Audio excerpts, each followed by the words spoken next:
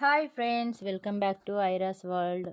నేను ఈరోజు మా పిల్లల కోసం అయితే చికెన్ పచ్చడి చేస్తున్నాను. నేనైతే చికెన్ పచ్చడి చేయడం ఇదే ఫస్ట్ టైం అండి.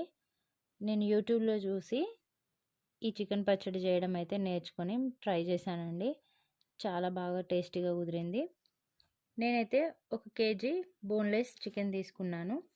చికెన్ మంచిగా కడిగి అందులో ఉప్పు, పసుపు, 2 టేబుల్ స్పూన్ల ఆయిల్ వేసి పక్కన పెట్టుకోవాలి. బాగా కలిపి పక్కన పెట్టుకోవాలి. ఈలోపు ప్యాన్లో ముందుగా 2 టేబుల్ స్పూన్ల ధనియాలు, 1 దాల్చిన చెక్క, 2 ఇలాచీలు, 4 లవంగాలు వేసుకొని సన్నని మంట మీద వేయించుకోవాలి. అవి వేగిన తర్వాత 1 స్పూన్ జీలకర్ర, చిటికెడు మెంతులు వేసుకొని 1 నిమిషం పాటు ఫ్రై చేసుకొని దింపేసుకోవాలి. ఈ మసాలా దినుసులు చల్లారిన తర్వాత పొడి చేసుకోవాలి.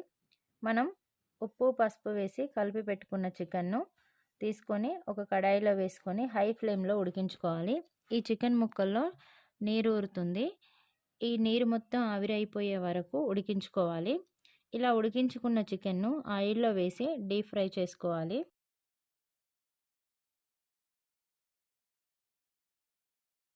ఇలా ఉడికించుకున్న చికెన్ను ఆయిల్లో వేసి డీప్ ఫ్రై చేసుకోవాలి. చికెన్ గోల్డెన్ బ్రౌన్ కలర్ వచ్చే వరకు వేయించుకొని పక్కన పెట్టుకోవాలి.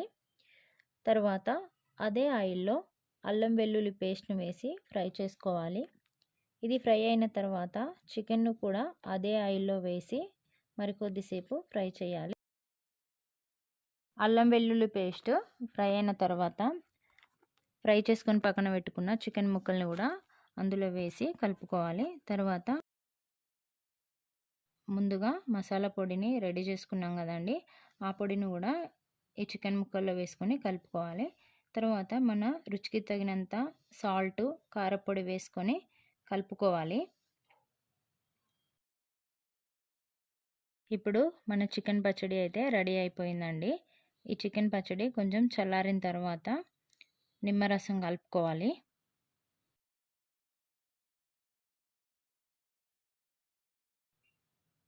మన చికెన్ పచ్చడి అయితే రెడీ అయిపోయిందండి. ఎంతో టేస్టీగా ఉండే చికెన్ పచ్చడి మీకు కనుక నచ్చినట్లయితే లైక్ చేయండి, షేర్ చేయండి.